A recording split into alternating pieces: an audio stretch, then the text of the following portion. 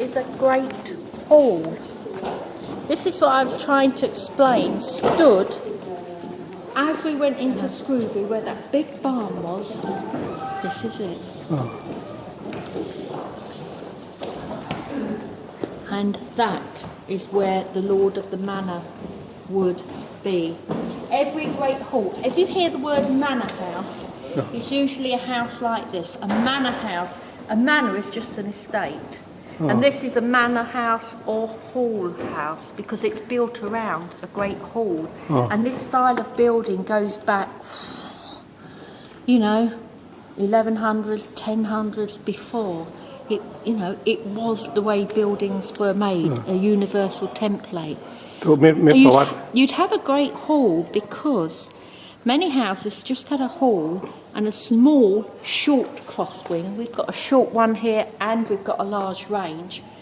But your servants, if you had an estate and there were servants working on the fields for you, if they swore allegiance to you as their lord of the manor, you offered them protection, so they would come in here at night and sleep, and the door would be locked until morning.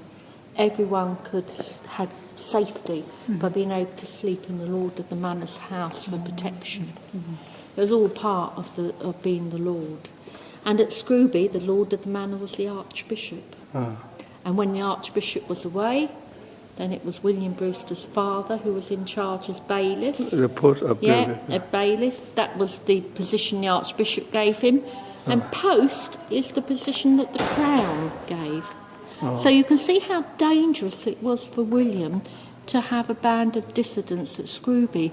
One, he was flying in the face of the archbishop. Two, he was flying in the face of the crown because he had two positions. And one was the crown, a royal position. But this is typical how great halls are. This is set out for how it would be in the medieval period. But when Rose Hickman was here, and they came in 1596, do you know how the Hickman family came to be here from London? Because in 1593, Elizabeth's already fought off the Armada. Things are settling down. The Catholic problem is not so great. She turns her eyes to dissenters. 1593, she brings in the Act Against Puritans.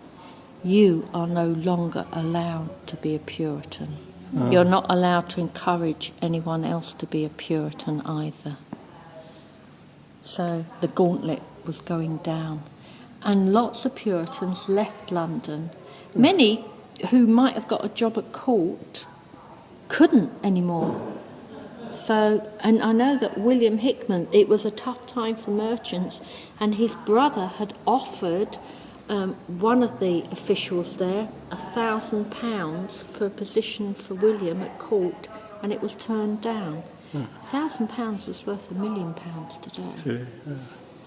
And I think that Rose, having lived through the persecution of Queen Mary, she must have been of the mind that perhaps persecution was going to come again in earnest, but this time against Puritans.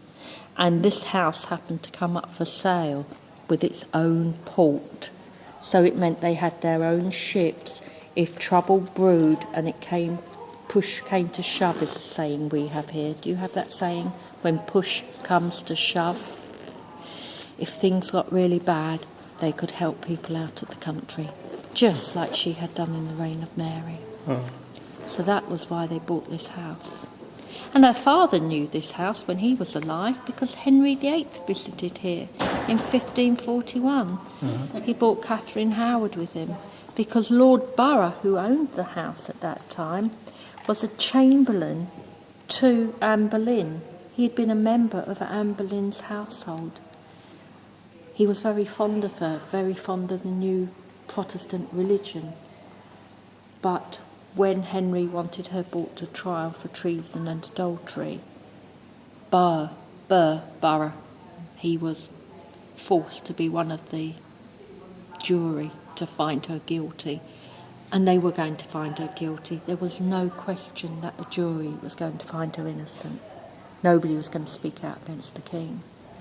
So that must have been quite a heartache for him, because not long after that he left Gainsborough altogether and went and lived quietly in the country. Oh. But you can imagine this room being empty and writing